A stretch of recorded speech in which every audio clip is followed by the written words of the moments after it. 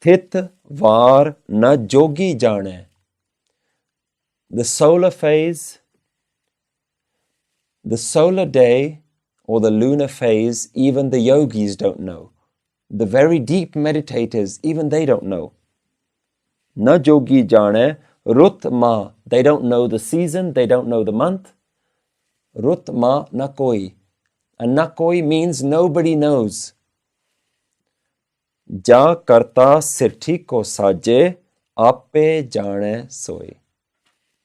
Ja karta, that creator, that karta, sirthi. Srishti means the universe, the creation. Ja karta sirthi ko saje, that creator who manifested the universe, ape jane aap, it knows itself. The Guru says no person can know this. Only the one knows itself. There's something very interesting here. The Guru is saying that no person can know this, but the universe knows. It implies that the universe is conscious. The universe is alive and it knows. Let's think about how science talks about the universe today. Science believes that anything that is not organic is not alive. That only organic things are alive. Only plants and animals are alive. Only certain cells are alive. But everything else, a rock, a mountain, the moon, the sun, has no consciousness. But in Eastern traditions, in ancient Indian science, it has always been said that everything is born out of consciousness. The very universe was conscious before it created anything. The very universe, or the creative source of the universe, has always been awake, always been alive, and always been all-knowing. And from that, it created a desire to create the world. So everything that it creates has its own consciousness into it. So one thing to bear in mind here is that the Guru is not being critical of these spiritual texts. Guruji is not putting down these Veds, these Purans, the Quran. Guruji is not putting them down. Because there is a lot of knowledge in these old texts. And Guruji carries on. Kiv kar akha, kiv salahi, kyon varni, kiv jana. Kiv kar akha. How can I speak? Akha. What should I say? What words can I speak? Give salahi. How can I praise this? How can I give you a praise of this creation when I don't know nothing about your creation?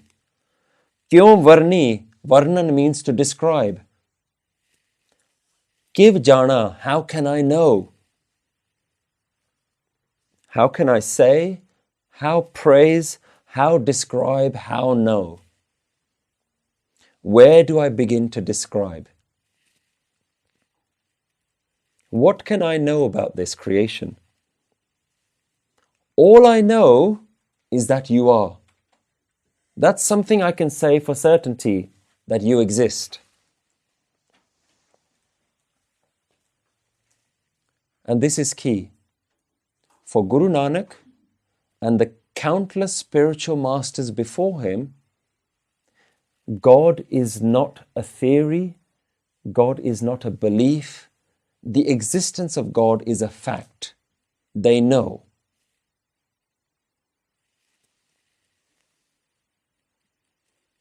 We may not be able to know the history of God. We may not be able to know the origin of the universe, but we can know God. We can experience God. You can experience God. That is a certainty, that is a science, that is a fact. So we notice that Guruji is using a lot of the same language that we've seen before. There is this kind of praise that Guruji is doing where he's praising, but he's not praising. He's describing, but he acknowledges that he can't describe. In Pauri 16, Guruji talked about the continuous pen. Sabna likhya vudi kalam. E likha lik jane koi. Who can write about this? Likha likhya keta hoy. If somebody can write about it, what would it look like? What would this text look like? Keta taan sohalyo roop. What great power, what great beauty. Keti daat jane kaun koot. What daat, what abundance the universe has. Who can know how to estimate this? Kita pasao eko kawao. The universe spread with one word. Tiste hoy lakh daryao. From this one word, hundreds and thousands of rivers formed. We talked about all of this in the Pauri. And then Guruji, how does he end that? Kudrat kavan kaha vichar. What can I say about creation? What can I say about nature? So Guruji is using the same language that he's used before. So there's a continuation of the theme. Nanak akhan sabko akhe. Ikdu iksiyana. Because if Guruji is being asked the question, you're a spiritual person, tell us when the universe was created. And if Guruji replies saying, it cannot be known, nobody can write it down, Guru is being questioned. Actually, the Puranas have tried to write this down. How can you say that it can't be written down? The Puranas have written these things down. They've tried at least. What does Guruji say to the people who try to write it down? Nanak akhan sabko akhe. Nanak says, akhan, people who are talkers, people become talkers, and everyone is doing this. Akhan sabko akhe. Everyone is talking. And not only are they talking about creation, ikdu iksyana. Everyone thinks that their description is better than the last person's description. Everyone thinks that their understanding of God is the final and the best understanding of God. Ikdu iksyana. Everyone thinks that they're more smart than the other one. Ikdu iksyana. But what is the real answer?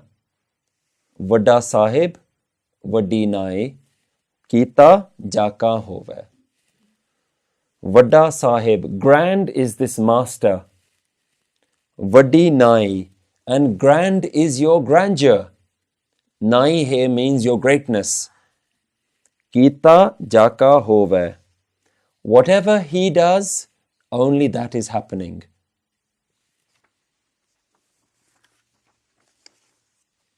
Grand is the master, grand is its praise, and only what it does happens.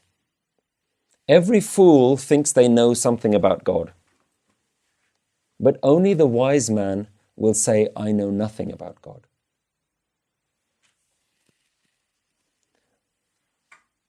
So Guru here is saying that only that one great master knows everything, that master does everything. Notice what Guru Nanak Dev Ji's message is here.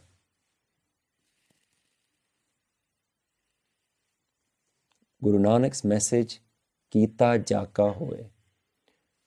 You can't calculate it. Everything that is happening is what is meant to happen. This is why right at the beginning of Japji Sahib we said that the taram of Guru Nanak is hukam. Acceptance is Guru Nanak's path. And time again Guru Nanak Dev Ji is bringing this message of acceptance. Right at the first question, Guru Nanak was asked, what is your taram? What is the way of such? Kiv sachiara hoye. Kiv kure tutte paal. How do we break our own falsehood? Guru said, hukam razai chalana. Walk on the path of hukam.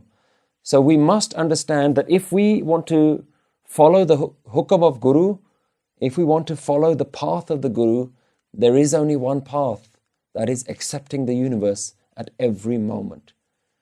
Trying to figure out the universe is useless. Trying to understand anything about why the universe is doing what it's doing, why is it happening to me? What did I do to deserve this?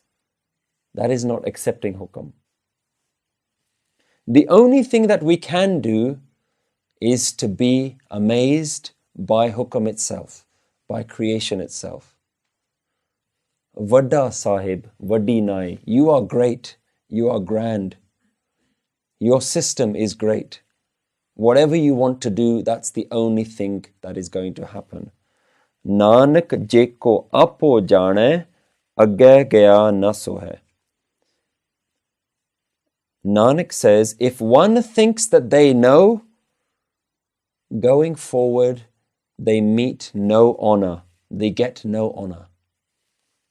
As soon as you think you know something about God, you've lost it. As soon as you think you know, that point is when you don't know. Who is the one that knows? The only one that can say that I know God is sitting in here, the mind. The mind thinks that they can figure everything else. What is half the world trying to do right now? It's trying to push every single boundary. Where something has been created, the mind is trying to push the boundary. Can I create it faster, smaller, more efficient? If I've gone to the moon, can I find the next planet? We all grew up in school talking about 9 planets. Now they're saying, forget it, there aren't 9 planets, we found some more. And what we thought was a planet is no longer a planet. They've declassified Pluto as a planet. It's not even a planet anymore. Why? Because they found 3 more the same size as Pluto. We have 12 in our solar system now.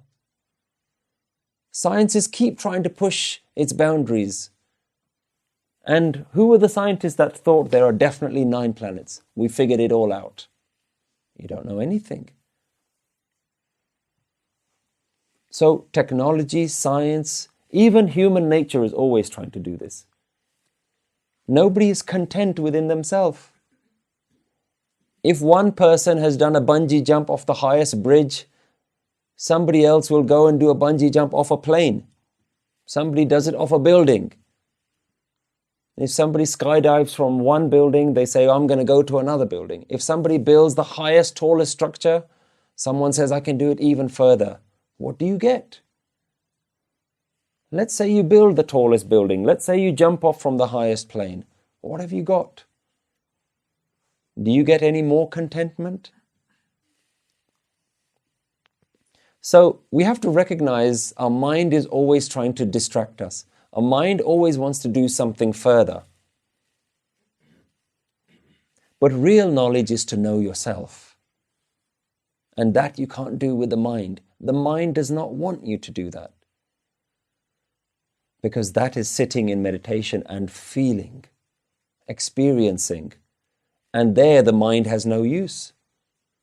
And as soon as you do that, the mind starts questioning you. Why are you doing this? Waste of time. You've done it for 10 minutes now do something else. The mind does not want you to sit and be completely content within yourself. But when you sit within yourself, you can know God. Not by the mind, not by reading texts, not by listening to other spiritual people, but by knowing within yourself. And this is the path of Guru Nanak. Accept the universe as it is, to the point at which you are no longer a victim of hukum. You are just another fish swimming along that tide, going along that path.